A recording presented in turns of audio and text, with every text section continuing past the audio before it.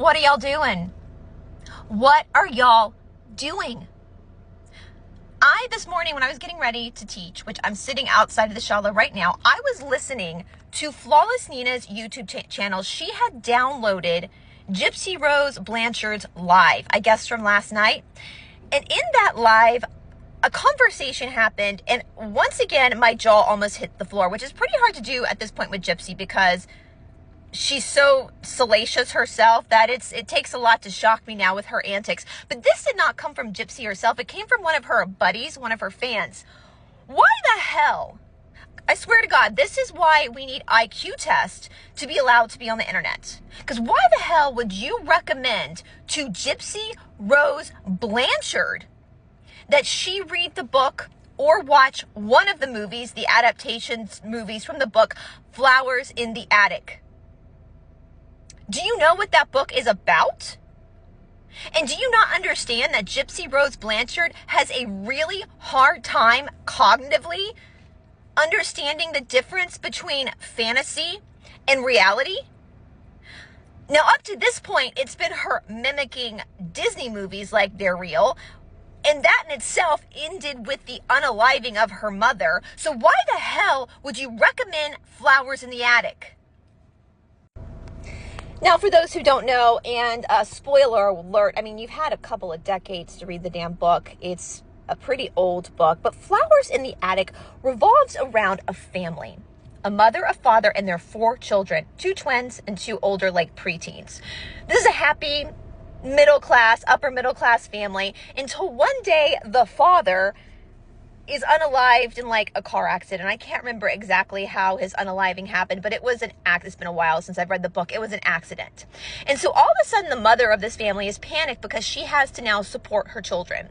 So the children, she packs the children up and the mother takes the children to her mother's house, the grandmother, as she's referred to in this story. Now, these children have never met their grandparents because their mother was disinherited and kicked out of the house when their mother married their father. We learn because when we get to the estate, because her mother comes from very, very, very wealthy people, and the mother's plan now, because she knows her father is about to leave the world, he's on his deathbed, she's going to go suck up to her parents to try to get some of her will reinstated so she can support her kids. So she takes the kids, and when the kids get there, they learn their grandmother refers to these children as the spawns of the devil. Why? Because they learn that their mother married and procreated with her half uncle, who was their father. So these children are product of incest.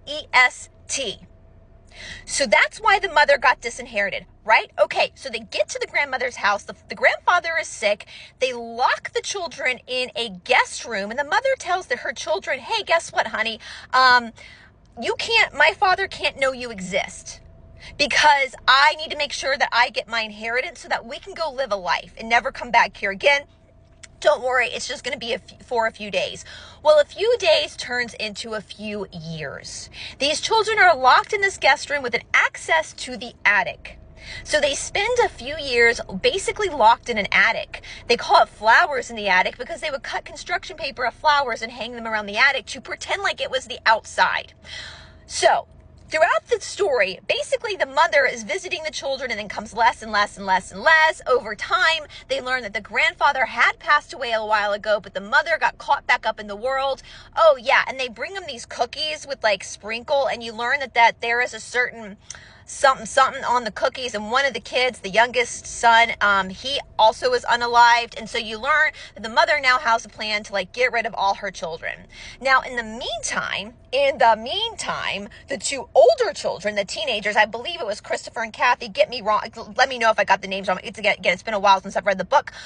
They start their own little relationship.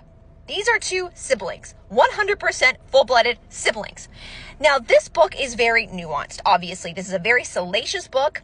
It's meant for people, I think, to read who have the ability to critically think and actually look at the psychology of the situation. Would these children have ended up in this situation if they were living in a normal environment? Was it because they were locked up in this attic and this hokey pokey relationship that started between the brother and the sister were due to trauma bonding? I don't know, but that is Flowers in the Attic. And there's a whole book series that follows these children after they get out of the attic, the situation between the two older children as they move forward in life. They know what they're doing is wrong. It's a very intense story. It's a very salacious story. Again, it's a story that encourages a lot of conversation about trauma bonding, about hormones in people, and what happens when you lock two teenagers together for a long period of time when their frontal lobe isn't fully developed. There's just a lot of conversation. It's a very messed up story. It's a very salacious story. And I think this might be an urban legend, but I think it's actually banned in some countries because it's so salacious. But you guys, you're recommending this story to Gypsy Rose Blanchard. The girl who thought "I'm Switzerland" was a quote from Twilight. I mean, how many of us got secondhand embarrassment when we heard her say that on national TV? Darling, that is from World War II. Twilight took that because it's a very common phrase from World War II, because Switzerland remained neutral between the Allied and the Axis forces. So when your baby daddy Ken said, "Well, I'm Germany," he was referring to World War II. And you go, no, it's from Twilight. No, dipshit.